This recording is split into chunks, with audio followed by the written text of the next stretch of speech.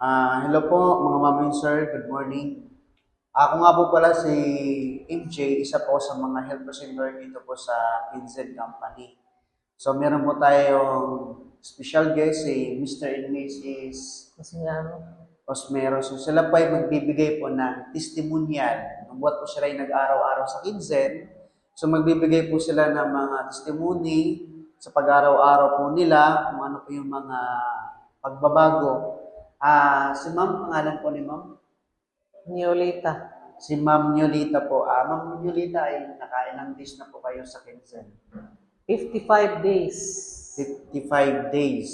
Okay. Ma'am, sa loob po ng 55 days na pag-araw-araw niyo po, ano po yung mga nag-improve sa imong katawan? Pwede Bisaya. Pwede rin po, ma'am. Ang improve sa ako, lawas, una, may katuyog na ako. Oo.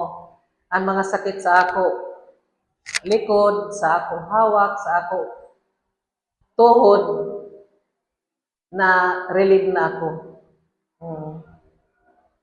Bukod pa po doon, ma'am, ano pa po yung mga... Ang ako, sa ako, mata, di man karazo ako makakita o makaklaro, kuman, no ara ako na siya, no improve na siya kuman, makakuha na ako.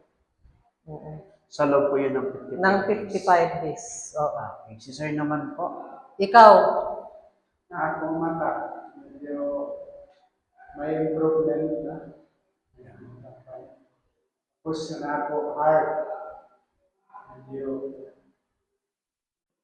may improvement. Yes. Ano po ba ang problema ni sir sa puso?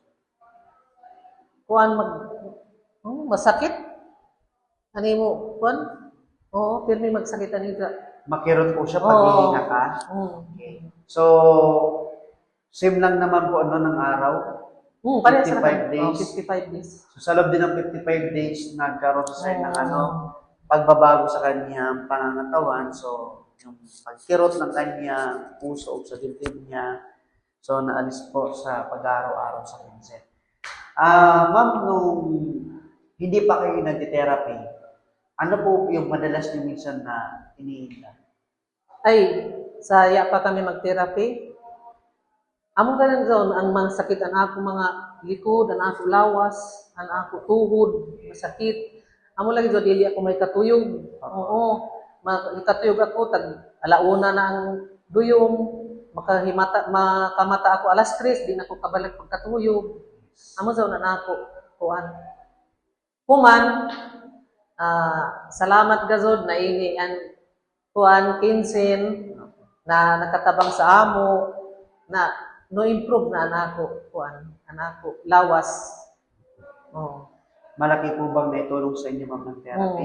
Dako gazod na nakatabang sa amo.